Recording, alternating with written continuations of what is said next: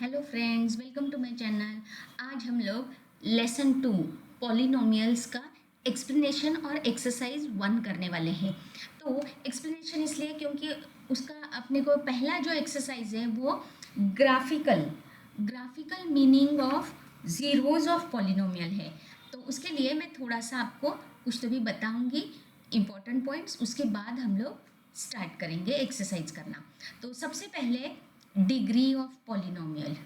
What is degree of polynomial? 9th standard में हो गया है। तो what is degree of polynomial? Highest power of variable is degree of polynomial. Depending on the degree of polynomial, polynomials are of one linear polynomial,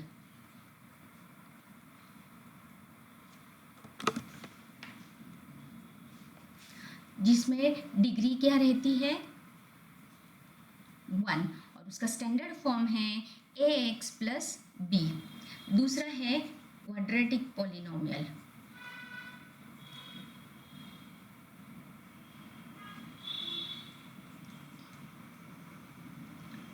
इसमें degree क्या रहती है? 2।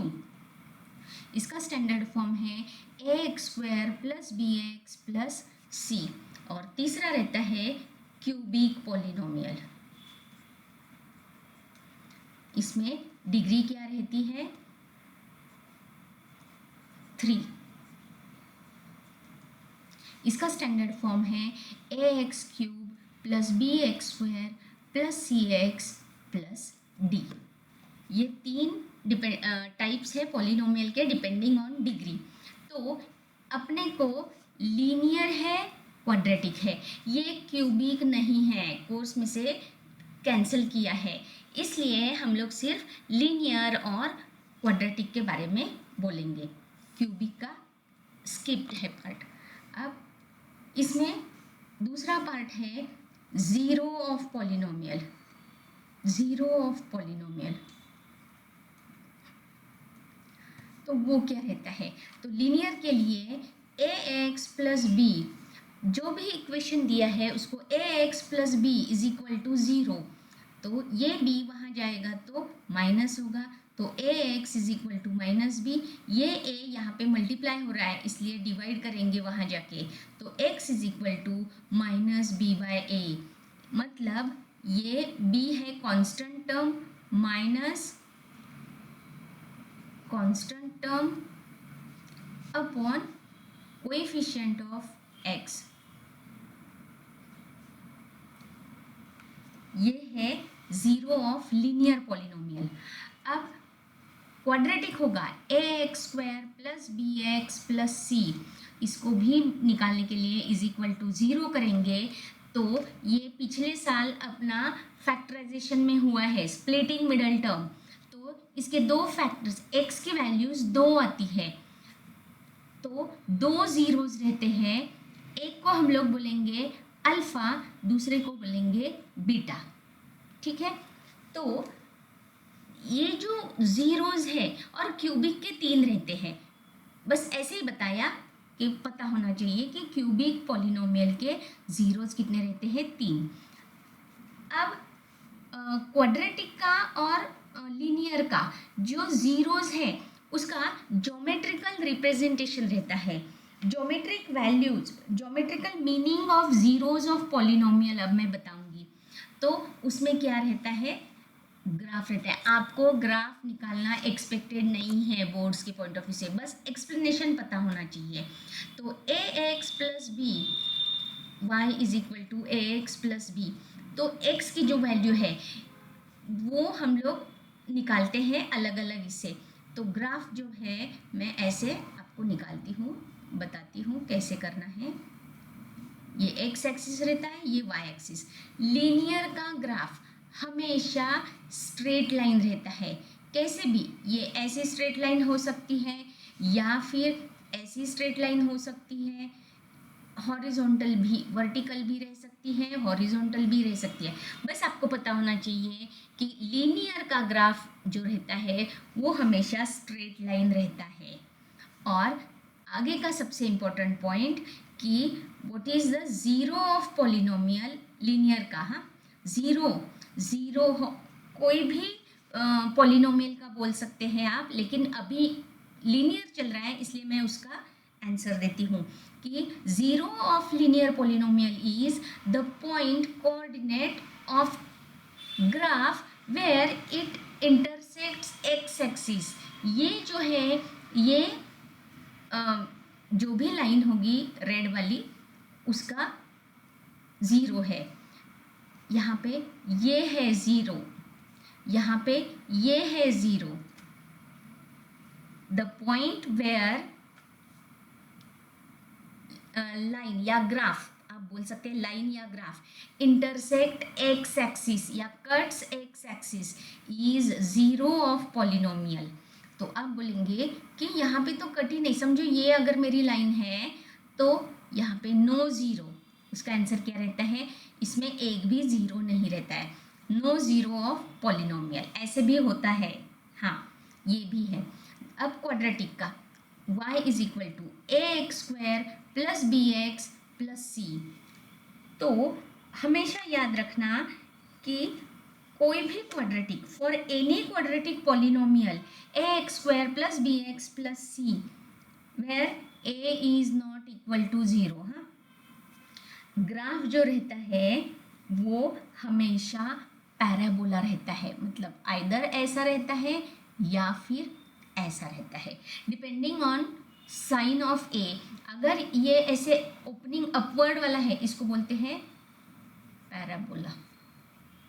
तो जब ओपनिंग अपवर्ड रहती है तो ए पॉजिटिव रहता है, और जब ऐसे नीचे रहता है तो ए का साइन निगेटिव रहता है, माइनस ए भी बोल सकते हैं या निगेटिव।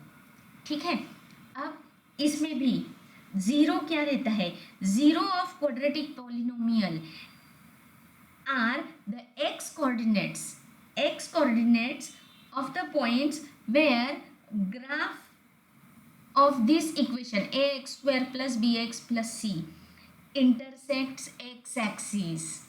तो एग्जाम्पल के तौर पे मैं यहाँ पे बताती हूँ, समझो कि मैंने ये इक्वेशन का ये निकाला ऐसा, तो ज़ीरोज़ क्या रहेंगे, ये एक्स एक्सिस है ये और ये ज़ीरो है, दो ज़ीरोज़। या फिर ग्राफ ऐसे भी हो सकता है,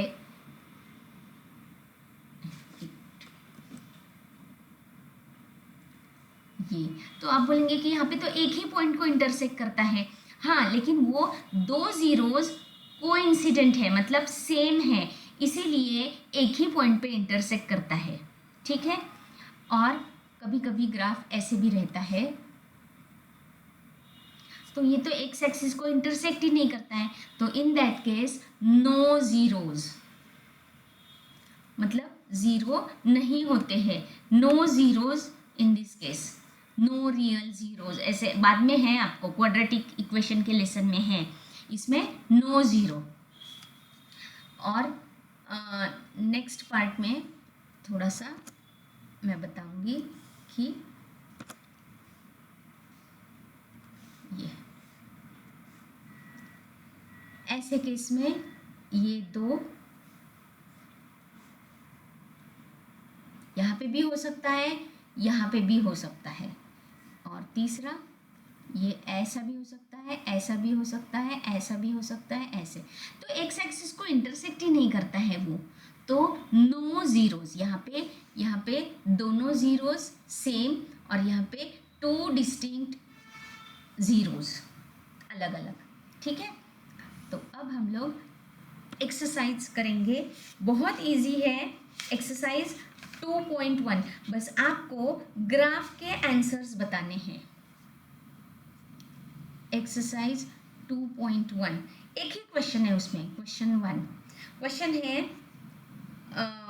find number of zeros, find number of zeros.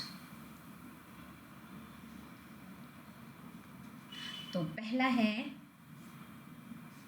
मैं ये यहाँ पे ये एक्स एक्सिस वाई एक्सिस और मेरी लाइन ये है, तो इसका क्या आएगा, नो ज़ीरो, इसलिए आंसर आएगा ज़ीरो। दूसरा है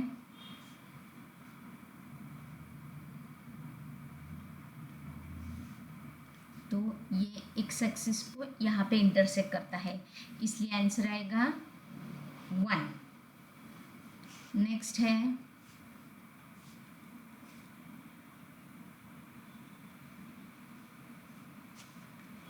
तो 3 बार 1 2 3, इसीलिए आंसर क्या है 3 zeros।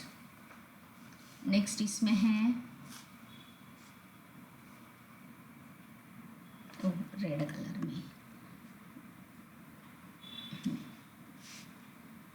1 2, आंसर क्या आएगा 2। नेक्स्ट इसमें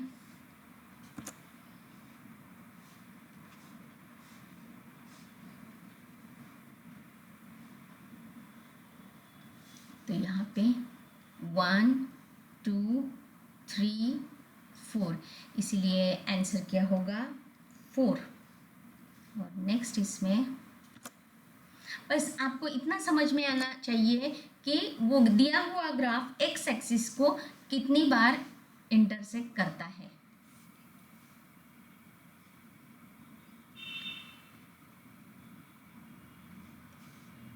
तो ये एक ही पॉइंट है, 2 3, इसीलिए आंसर क्या है 3।